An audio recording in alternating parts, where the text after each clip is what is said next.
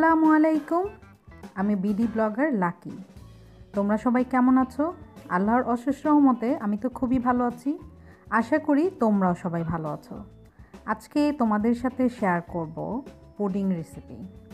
আসলে এটা একদম শর্টকাট, আমি যেভাবে করি তোমাদের সাথে ঠিক অমন করেই শেয়ার করছি। আর আজকের দিনটি আমার খুবই বিশেষ একটি দিন। তো এটা হচ্ছে 15 তারিখ বিকেলবেলা আমি পুডিং বানানোর শুরু করেছি। তো এখানে হচ্ছে 1/2 লিটার লিকুইড দুধ, এটা একদম গরুর খাঁটি দুধ। এটাকে আমি হালকা সামান্য একটু বয়েল করে একটু শুকিয়ে নিয়েছি, বেশি না। আর ওটার মধ্যে দিয়ে দিয়েছি 2 টেবিল চামচ পাউডার দুধ। আসলে আমি এভাবেই করি, আর এভাবে করলে আমার বেশি বাটি হাঁড়ি পাতিল এগুলো নষ্ট হয় না।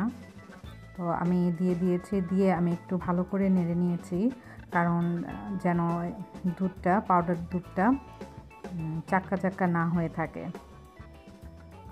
তো এখন দিয়ে দিচ্ছি আমি চিনি, আর চিনিটা আমরা দিব যে যেমন খাই, কারণ অনেকেই পুডিংয়ে মিষ্টি বেশি পছন্দ করে, তাদের জন্য অবশ্যই মিষ্টিটা বেশি দিতে হবে। তবে এখানে আমি 1 টেবিল চামচই মিষ্টি দিয়েছি, কারণ আমি বা আমার ফ্যামিলির কেউই এত বেশি মিষ্টি পছন্দ করে না। তো আমি এটাকে ভালো করে নেড়ে চেড়ে দিব, যেন চিনিটা ভালো করে মিক্স হয়ে যায়, ততক্ষণ আমি ভালো করে নেড়ে দিব। আর আমি যেভাবে বানাই এটা সবচেয়ে সহজ পদ্ধতি, আর সবচেয়ে কম সময় পুডিং বানানোর এই পদ্ধতিটি তোমরা এভাবে বানিয়ে দেখতে পারো। তো পুডিং বানানোর মূল কারণ হচ্ছে আমার উনির বার্থডে ছিল। তো তোমরা নাকি যারা আমার ব্লগগুলো দেখো তারা জানো যে আমরা জন্মদিন 12টা 1 মিনিটেই পালন করি, দিনের বেলায় করি না। আর উনি তো এগুলো একদমই পছন্দ করেন না, তাই আমাকে কেক কখনো আনতে দেন না। আর আমি একা যেহেতু বের হই না, তাই কেক আমার পক্ষে আনাও সম্ভব না। আর আমি কেক বানাতে পারলেও কেকের যে ডেকোরেশনের যে ক্রিম সেটা বানাতে পারি না, তাই আমি ওটা আর বানাইনি। আমি বানিয়েছি পুডিং, কারণ উনি আমার হাতের পুডিংটা খুবই পছন্দ করেন। তো যাই হোক, এই যে আমি ভালো করে নেড়ে চেড়ে চিনিটা গালিয়ে নিয়েছি, আর ওইটা হয়ে গিয়েছে। তো ওটা আমি ঠান্ডা করার জন্য পানিতে বসিয়ে দিয়েছি। আর আমি এই যে এই 3টি ডিম দিয়ে বানাবো, এই 3টি ডিম দেখো, দুধটা আমি পুরো ঠান্ডা করে নিয়েছি। ঠান্ডা করে এই দুধের মধ্যে ওই 3টি ডিম সরাসরি দিয়ে দিয়েছি। অনেকেই ডিমগুলো আলাদা করে ভালো করে ফেটে তারপরে দেয়, আসলে আমি এত ঝামেলা করি না। ফাঁকিবাজি করার জন্য আমার ব্রেন খুব শার্প, ওই সময় আমার ব্রেন খুব ভালোই চলে।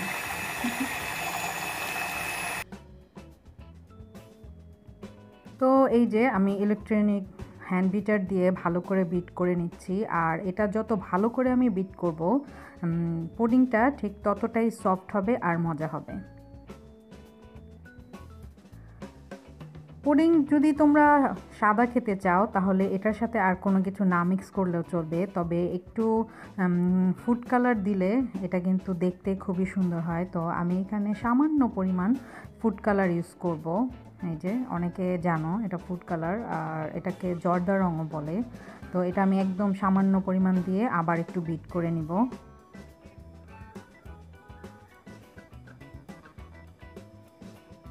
আমি পুডিংটা বানাই একদম ঝটপট, আর খুব তাড়াতাড়ি হয়ে যায় আমার পুডিং বানানোর। আর আমি যখন পুডিং বানাই দেখো, আমার কিন্তু একদম তেমন খুব একটা কিছু নষ্ট হয়নি, ধোয়া পাকলা তেমন খুব একটা বের হয়নি। তো তোমরা চাইলে এভাবে করে নিতে পারো। তো আমার পুডিং বানানোর ফার্স্ট প্রসেসটা হয়ে গিয়েছে, আমি এই ভালো করে বিট করে নিয়েছি। এখন আমি চলে যাচ্ছি সেকেন্ড প্রসেসে। এই যে এখানে আমি 2 চা চামচ চিনি নিয়ে নিয়েছি, এটা হচ্ছে ক্যারামেলের জন্য, পুডিংয়ের ওপরে যে ক্যারামেলটা হয় সেটার জন্য, যে চকলেট কালারটা হয় সেটার জন্য। আর এটা খুবই সাবধানে করতে হবে। এখানে আমি চিনি ছাড়া কিন্তু কোনো কিছু ইউজ করি না। অনেকে এখানে বাটার দেয়, আবার অনেকে একটু হালকা পানি দিয়ে চিনিটাকে গালিয়ে তারপরই করে নেয়, কিন্তু আমি সরাসরি আসলে চিনিটাকেই দিয়ে নেই।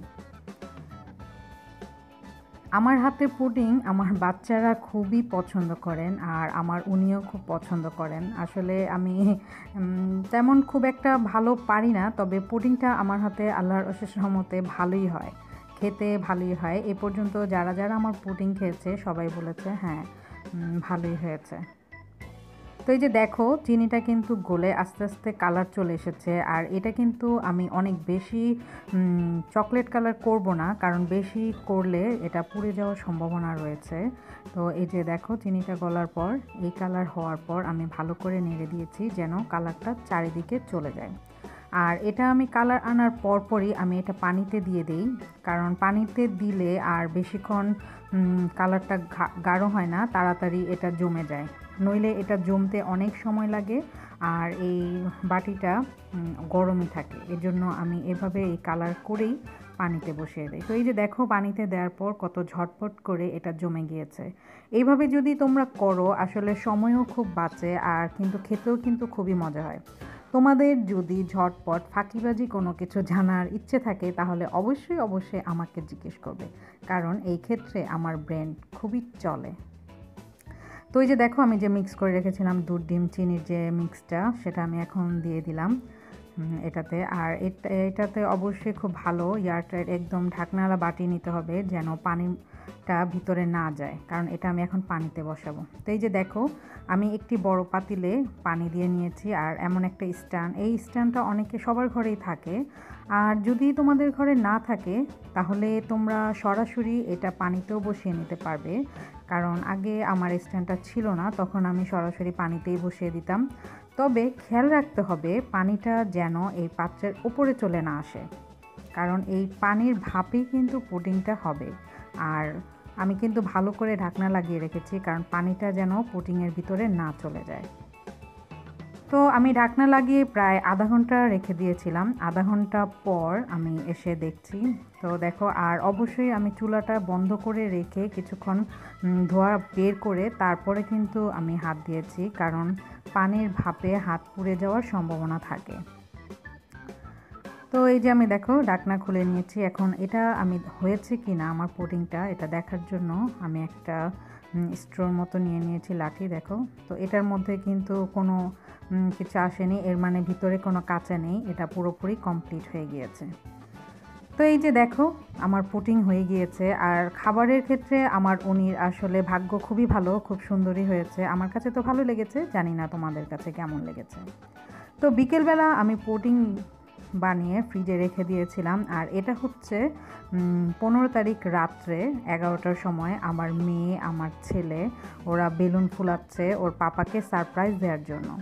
আমার উনি ঘরে ছিলেন, তো ঘরে বসা ছিল, বাপা বেডরুমের গেট লাগিয়ে ওরা ড্রয়িং রুমে আয়োজন করেছিল বিশেষ করে আমার মেয়ে ওর পাপার জন্য সারপ্রাইজ পার্টি। কারণ আমার উনি কেক কাটতে চান না, বার্থডে সেলিব্রেট করতে চান না, লজ্জা পান, একটু আনইজি ফিল করেন। তো যেহেতু মেয়ে এটা করেছে আয়োজন, তখন কিছু বলেননি, হয়তো মনে মনে খুশি হয়েছেন। তো এই ছিল আমাদের রাত্রের আয়োজন। আমরা 12টা পর্যন্ত অপেক্ষা করছিলাম। আর এগুলো বেশিরভাগ ডেকোরেশনই আমার মেয়ে করেছে, কারণ কালকে যেহেতু আমার প্রিমিয়ার ছিল, তো আমি ওইটা নিয়ে একটু ব্যস্ত ছিলাম। 11:30টার সময় আমার প্রিমিয়ার ছিল, আর ও এগুলো সুন্দর করে সাজিয়েছে। কিছুটা আমি হেল্প করেছি, কিন্তু বেশিরভাগই ও করেছে। পাপার জন্য নিজের হাতে লিখেছে happy birthday to you papa. এই যে দেখো,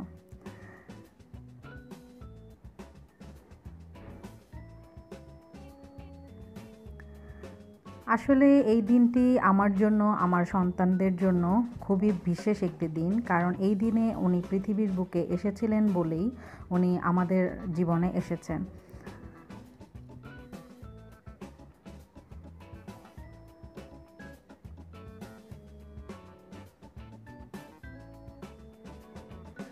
আর এটা হচ্ছে দুপুরের আয়োজন ছিল। আমি দুপুরবেলা রান্না করেছিলাম ডিমের কোরমা। এটা আমি আসলে এর আগে কখনোই করিনি, এটা আমার ফার্স্ট করা।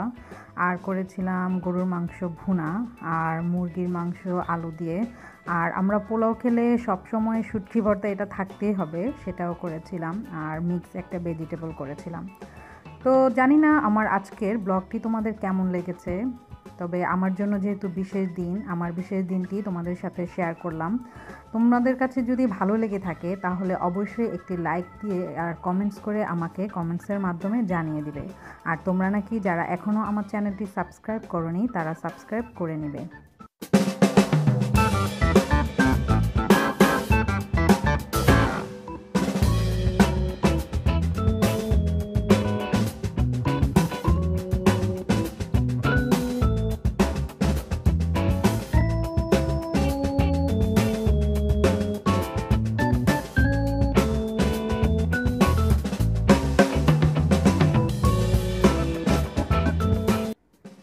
তো আমি তোমাদের কাছ থেকে বিদায় নিয়ে নিচ্ছি। তোমরা সবাই ভালো থেকো, সুস্থ থেকো, সুন্দর থেকো। আমার জন্য বেশি বেশি দোয়া করো আর আমিও তোমাদের জন্য বেশি বেশি দোয়া করব। আল্লাহ হাফেজ।